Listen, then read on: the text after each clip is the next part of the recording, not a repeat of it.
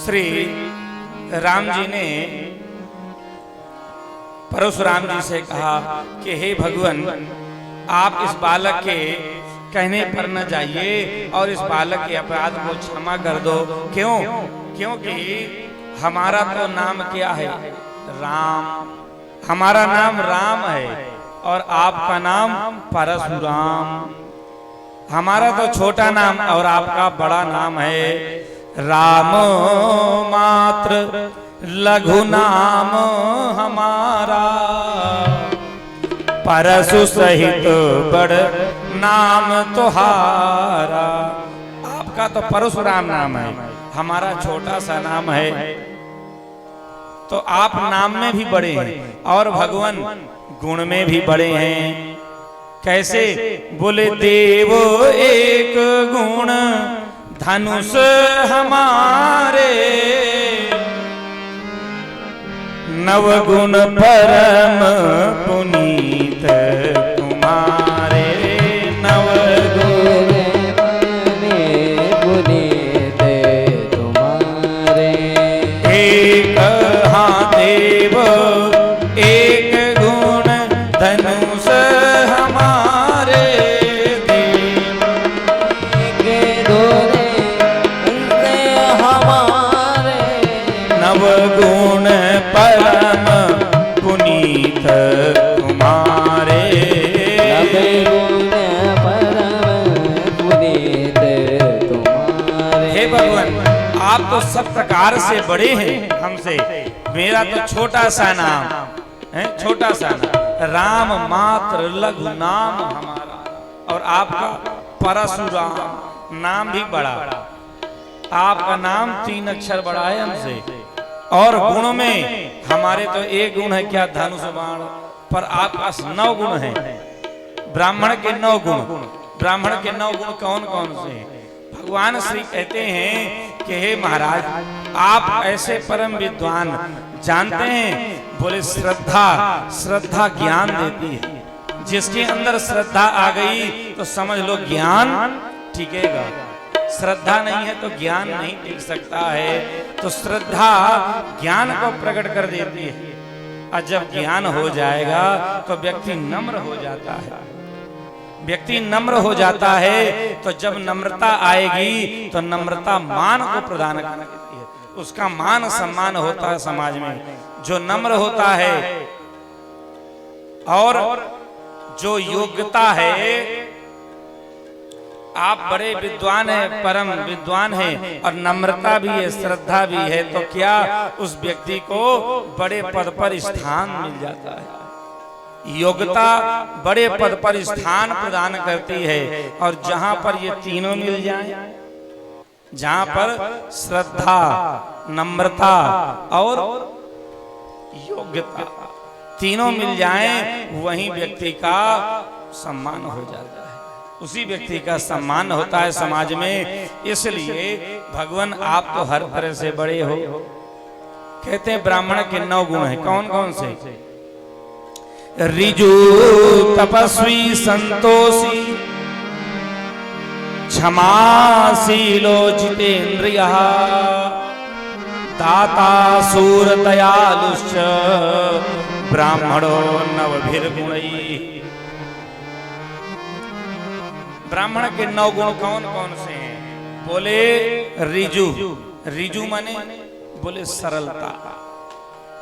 ऋजु माने सरलता। ब्राह्मण को सरल होना चाहिए। सरल 3 अक्षर हैं। सरल। अब सरल का अर्थ जानते हैं। जो सरल हो जाता है तो भगवान उसके ऊपर कृपा करते हैं। भगवान करते हैं। स माने सीता जी, र माने राम जी, ल माने लक्ष्मण जी। तीनों सरकार उसके ऊपर कृपा करते हैं जो सरल होता है। इसलिए पहली बात क्या? ब्राह्मण को सरल होना चाहिए। फिर तपस्वी, तप करने वाला, शरीर से तप करने वाला हो, तपस्वी हो, व्रत करने वाला हो। और संतोषी, परम संतोषी होना चाहिए। जो मिल जाए जितने से अपना भोजन की व्यवस्था, परिवार का पोषण हो जाए, उतना ही धन संग्रह करे, बस बाकी ज्यादा नहीं। परम संतोषी, जितना मिल जाए उतने में संतोष रखे, ज्यादा हाय हाय नहीं करना चाहिए। यहाँ ब्राह्मणों के लिए बताया गया है कि ब्राह्मण को स्वाध्याय करना चाहिए, अध्ययन करे और अध्यापन करावे, यही ब्राह्मण का धर्म है। भगवान कहते हैं ब्राह्मण, क्षत्रिय, वैश्य और शूद्र चारों का धर्म क्या है? तो ब्राह्मण का धर्म है कि वह विद्या अध्ययन करे और अध्यापन करवावे, ये ब्राह्मण का धर्म है। दुकान आदि, नौकरी आदि, खेती आदि करना ब्राह्मण का धर्म नहीं है। ब्राह्मण मुठिया पकड़ के हल जोतता है तो वह ब्राह्मण नहीं। इसलिए ब्राह्मण का अधिकार क्या है? विद्या पर, वेदों पर, पुराणों पर ब्राह्मण का अधिकार है। तो ब्राह्मण को अध्ययन करना चाहिए और अध्ययन करवाना चाहिए, यह ब्राह्मण का धर्म होता है। और क्षत्रिय का धर्म है कि वह पृथ्वी का पालन करे, पृथ्वी का पालन करे और तीनों का पालन करना चाहिए, रक्षा करनी चाहिए।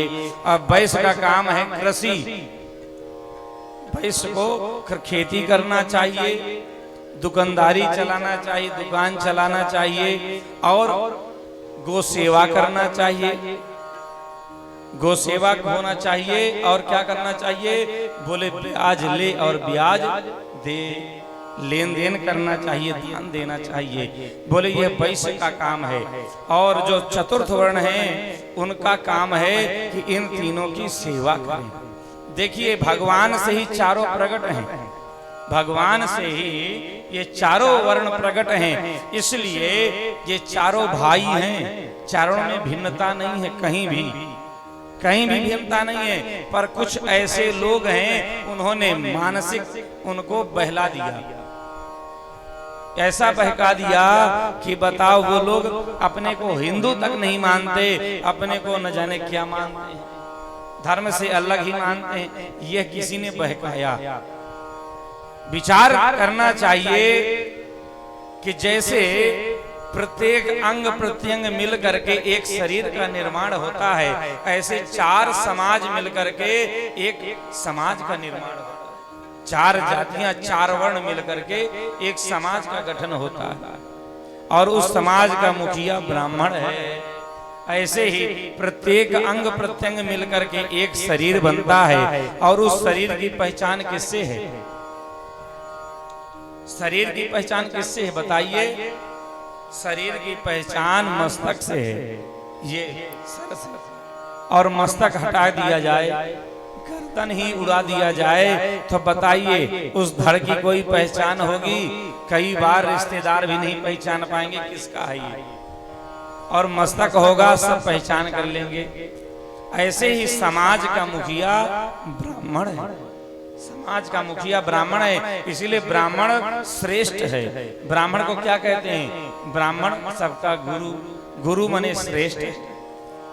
इसलिए ब्राह्मण का धर्म है कि वो विद्या अध्ययन करे और सबको समझावे कि भैया क्या करना चाहिए, क्या नहीं करना चाहिए, हमारा धर्म क्या है।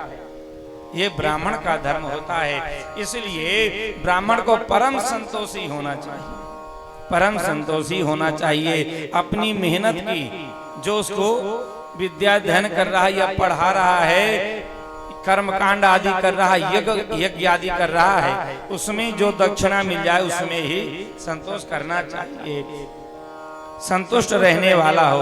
और कहते हैं क्षमाशीलो, क्षमाशील होना चाहिए, क्रोधी नहीं होना चाहिए। थोड़ी थोड़ी बात पे क्रोध नहीं आना चाहिए। नहीं, कई बार थोड़ी थोड़ी बात में टिन्न फुस करने लगते हैं। कई ऐसे भी कथावाचक ब्राह्मण हैं कि कई बार कथा को छोड़ के बीच से भाग जाते हैं क्रोध के कारण। इसलिए ब्राह्मण को ऐसा नहीं होना चाहिए, क्षमाशील होना चाहिए और परम जितेंद्रिय होना चाहिए, इंद्रियों को बस में रखने वाला हो। और कैसा हो? बोले दाता हो, लेना लेना न जाने के लाओ लाओ लाओ, नहीं, देना भी चाहिए। और नहीं लेगा तो घर परिवार पे असर पड़ेगा, और दान देगा तो वह धन शुद्ध हो जाएगा। इसलिए ब्राह्मण को दाता होना चाहिए, दान देने वाला होना चाहिए, लेना लेना न जाने, देना भी चाहिए। और कैसा होना चाहिए? बोले सूरवीर होना चाहिए। सनातन धर्म पर, देश पर, गाय पर और नारियों पर कहीं अत्याचार हो तो ब्राह्मण को भाला लेकर के तैयार हो जाना चाहिए युद्ध के लिए। ऐसा सूरवीर होना चाहिए। यहाँ कहते हैं दाता सूर और दयालुश्च, परम दयावान होना चाहिए। उसके हृदय में ऐसी दया हो जैसा मेरा पुत्र है ऐसे सबके पुत्र यही भाव है। जैसे मेरा परिवार वैसे सबका परिवार, इस भावना से सबके ऊपर कृपा करनी चाहिए, दया करनी चाहिए। ऐसा परम दयालु होना चाहिए और परम विद्वान होना चाहिए ब्राह्मण को। ब्राह्मणों उसको परम विद्वान होना चाहिए, ब्रह्म को जानने वाला हो। ऐसा जो परम विद्वान है उसी को ब्रह्म ज्ञानी को क्या कहते हैं? ब्राह्मण कहते हैं। इसलिए भगवान आपके तो 9 गुण हैं, 9 गुण परम पुनीत तुम्हारे, ये 9 गुण हैं और फिर भी आप जो है क्रोध कर रहे हैं। इतना सुनते ही परशुराम जी का जितना क्रोध था सब ठंडा हो गया। अब डोज बढ़िया मिल गया ना, तो ठंडे हो गए परशुराम जी और भगवान से कहा कि अगर आप परमात्मा हैं तो राम रमापति कर धन लेहु खैचौ मिटे मोर संदेह। जिन ही राम जी ने प्रत्यंचा चढ़ाया है और भ्रम दूर हो गया, प्रणाम करके परिक्रमा करके कही जय जय जय रघुकुल के तू भृगुपति गए बनहि हेतु। जय जयकार करते हुए वन को गए हैं। इधर देवता प्रसन्न हो गए, दुंदुभियां बजनी लगी हैं, बढ़िया सुंदर विवाह हो गया। यहाँ महाराज अवधपुर में जाकर के